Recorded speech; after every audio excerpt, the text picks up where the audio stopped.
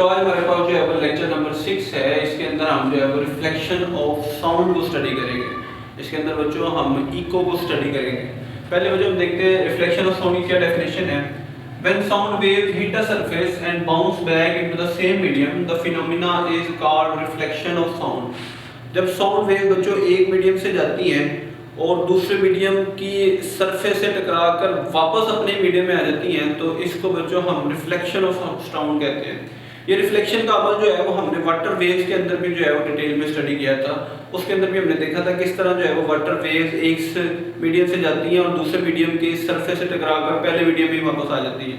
कहते हैं बच्चों के इसको जो है हम इको का लफ्ज भी जो है इसके लिए इस्तेमाल करते हैं। वो क्यों करते हैं उसको हम एक एग्जांपल से जो है वो देखते हैं। When we clap or shout near a tall building or mountain, कहते हैं कि जब हम किसी टॉल बिल्डिंग बड़ी सी इमारत और या माउंटेन के करीब जो है क्लैप करते हैं, जैसे आपको जो है इस इमेज में दिखाया हुआ है, तो उससे क्या होता है we hear the sound return after a brief delay। हम देखते हैं कि जो हमारी आवाज़ है वो थोड़े वक्फे के बाद वापस हमें जो है वो आती महसूस होती है। This repeated sound is called an echo। इसको जो है हम इको का नाम देते हैं और ये इसकी वजह क्या है बच्चों, caused by the reflection of sound waves from the surface, जो कि सरफेस से रिफ्लेक्शन के वजह से जो है वापस आई है। मिसाल के तौर पे हम जो है अगर किसी इमारत के सामने जो है बोल रहे हैं तो हमारी आवाज़ इमारत से टकरा कर वापस आएगी। अगर हम किसी पहाड़ के सामने बोल रहे हैं तो हमारी आवाज़ जो है पहाड़ से टकरा के वापस आएगी। तो ये रिफ्लेक्शन के अमल को जो है ना हम जो है वो इको का नाम भी देते हैं। इसलिए जो है इस टॉपिक के अंदर जो है रिफ्लेक्शन ऑफ साउंड और साथ में इको का वर्ड जो है ऐड किया गया। अब कहता है बच्चों के why don't we hear sound every time. हम जब भी बोलते हैं तो हमें इको की आवाज़ क्यों नहीं आती। तो उसकी जो डिटेल में कहता है बच्चों the human brain retain the sound for about 0.1 second. इंसानी दिमाग जो है वो सिर्फ वो आवाज़ दोबारा सुनता है जो 0.1 सेकंड के अंदर रिपीट हो जाए। So to hear a distinct echo, the reflected sound must reach us after at least 0.1 second। तो हमें जो है वो आवाज़ सुनने के लिए कम से कम रिफ्लेक्टेड साउंड 0.1 सेकंड के अंदर वापस आनी चाहिए, फिर हम जो है वो इको जो है वो सुन सकते हैं। अगर ऐसा नहीं होता तो फिर जो है वो हमारे पास इको की कंडीशन पूरी नहीं होती। हमें जो है वो साउंड रिफ्लेक्टेड जो है वो रिफ्लेक्ट तो होती है लेकिन हमें महसूस नहीं होती। इसी तरह बच्चों कहता है कि हम कैलकुलेट करते हैं minimum distance for an echo पैदा करने के लिए क्या कंडीशंस हैं, कितना डिस्टेंस होना चाहिए, कितनी दूर वो बिल्डिंग होनी चाहिए जिसके साथ जो है वो टकरा कर अगर आवाज़ आएगी तो वो हमें इको के तौर पे महसूस होगी। Given the speed of sound, बच्चों हमने पढ़ा कि स्पीड ऑफ साउंड जो है 340 मीटर पर सेकंड होती है।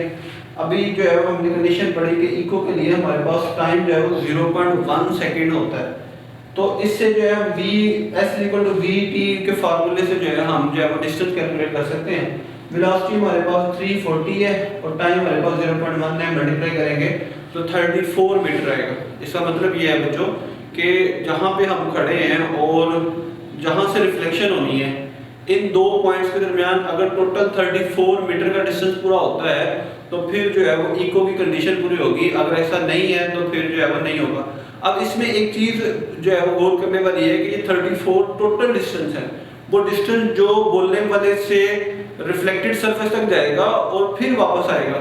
इसका मतलब है कि एक तरफ का जो डिस्टेंस है वो 34 डिवाइडेड बाय 2 यानी कि 17 मीटर होगा।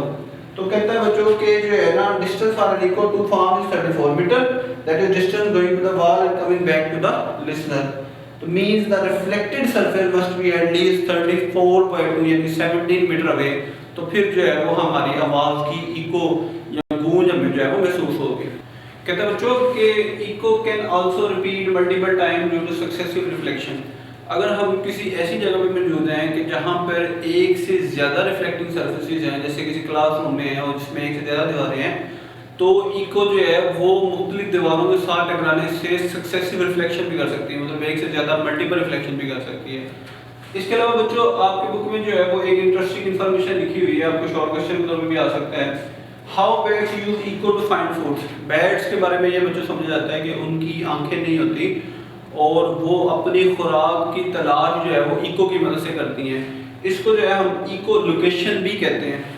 कहता है बच्चों के bats sends out sound wave using their mouth और नोज। बैट जो है वो अपने मुंह और नाक को इस्तेमाल करके जो है आवाज़ जो है वो भेजती है हवा के अंदर।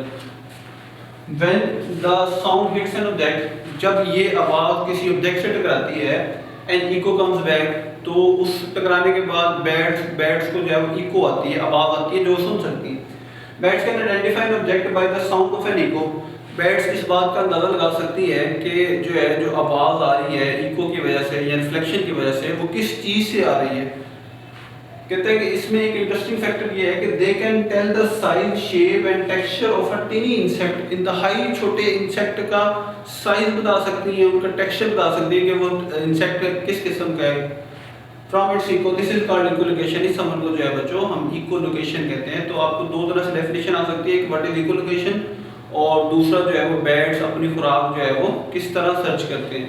तो ये आपका जो है एक इंटरेस्टिंग फैक्ट जो है वो लिखा हुआ था इस टॉपिक के साथ।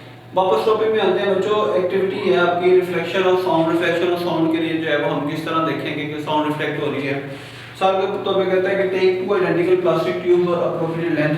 दो प्लास्टिक की ट्यूब लें जो जिनकी खास मुनासिब लंबाई हो, या आपकी बुक में वो कहता है कि आप एक कार्ड ले लें और उससे जो है वो दो ट्यूब्स बना लें। मिसाल के तौर पे हमारे पास ये दो रेड कलर की जो है वो ट्यूब दिखाई गई थी। Position the tube on the table, आपने इन ट्यूब्स को जो है वो टेबल के ऊपर जो है रख देना है। They are near the wall, और इसके करीब जो है कोई ना कोई दीवार होनी चाहिए ताकि हम जो है वो इस दीवार की मदद से इको का फिनोमेना जो है वो देख सकें। Place a clock close to the open end of one tube and listen for its sound through the other. आपने एक ट्यूब के एक एंड पे जो है वो आपने क्लॉक रख देनी है। क्लॉक की टिक टिक की आवाज जो है वो यहाँ से निकलेगी, ट्यूब में से दीवार के साथ टकराएगी और टकराने के बाद दूसरी ट्यूब के अंदर जो है आप इसकी आवाज सुन सकते हैं।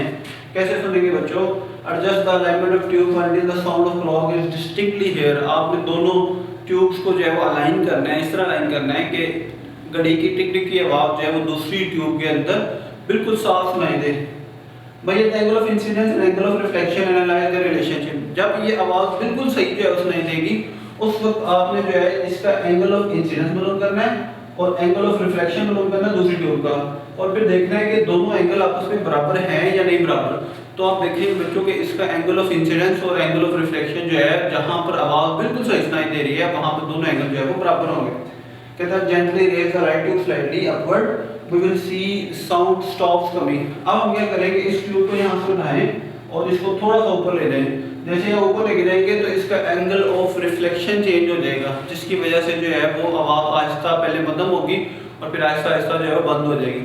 तो कहता है कि हम ये क्या ऑब्जर्व करेंगे, हम ये ऑब्जर्व करेंगे कि उसमें से जो है वो आने वाली आवाज जो है वो बिल्कुल खत्म हो गई है। उसकी वजह क्या है कि एंगल ऑफ इंसिडेंस और एंगल ऑफ रिफ्लेक्शन जो है वो अब एक दूसरे से मैच नहीं कर रहे। तो ये हमारे पास बच्चों एक एक्टिविटी है जिसके अंदर जो है वो हमने रिफ्लेक्शन ऑफ साउंड को जो है वो स्टडी किया है। तो हमारे पास इस लेक्चर का आखिरी पॉइंट है measuring speed of sound by an echo method. Echo method की मदद से हमने स्पीड ऑफ साउंड को कैलकुलेट करना है।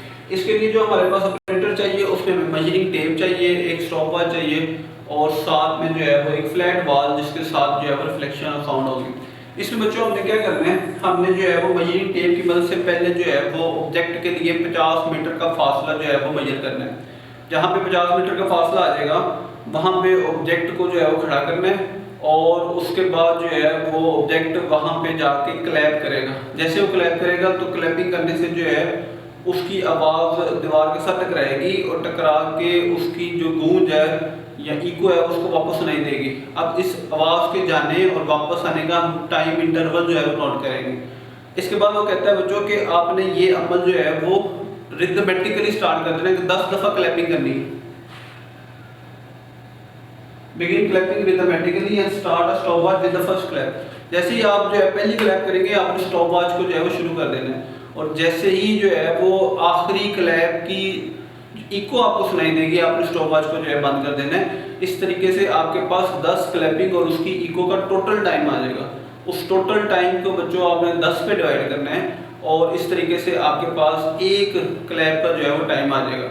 अब जो टोटल डिस्टेंस है वो हमारे पास ऑब्जेक्ट के दरमियान और दीवार के दरमियान वो 50 मीटर जो है वो उसकी आवाज़ जाने का और 50 मीटर वहाँ से इको का आने का टोटल डिस्टेंस हमारे पास बच्चों बनता है 100 मीटर।